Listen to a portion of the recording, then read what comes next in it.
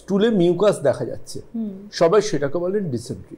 আমি বলবো এটা নিয়ে এত ভয় পাওয়ার কারণ নেই, কারণ আমাদের স্টুল যে প্যাসেজগুলো দিয়ে দিয়ে কভার আপ করে শরীর থেকে বাইরে বেরোয়, যাতে সেখানটাকে প্রপারলি স্টুল মুভমেন্ট করে বেরোতে পারে, তার জন্য ওই জায়গায় কিন্তু মিউকাস এমনিতেই প্রচুর পরিমাণ থাকে। মিউকাস থাকবে, এটা ভীষণ কমন, এবং সেই মিউকাস মাঝে মধ্যে স্টুলে আসাটাও কোনো সমস্যা নয়। কিন্তু লক্ষ্য করতে হবে যে সেই মিউকাসের কালারটা কি হোয়াইট, সেই মিউকাসের কালারটা ইওলিস, নাকি সেই মিউকাসের কালারটা মারুন, নাকি সেই মিউকাসের সাথে ফ্রেশ ব্লাডও থাকছে। আচ্ছা, এই চারটের মধ্যে যেই কালারের মিউকাস তিনি পাচ্ছেন সেই মতো ট্রিটমেন্ট হবে। পাশাপাশিভাবে মিউকাসটা কি স্টুল হয়ে যাবার পর আসছে নাকি স্টুলের সাথে আসছে, এটাও কিন্তু একটা আমাদের কাছে কোয়ারি মার্ক থাকে।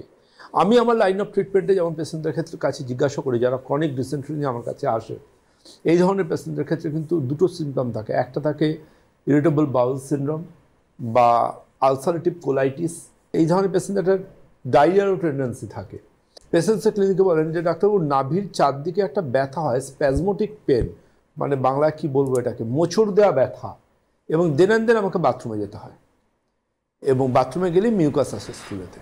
তো এই জিনিসটা কিন্তু পূরণ হতে থাকে, এটা কিন্তু অতি অবশ্যই অ্যামিবাসিস।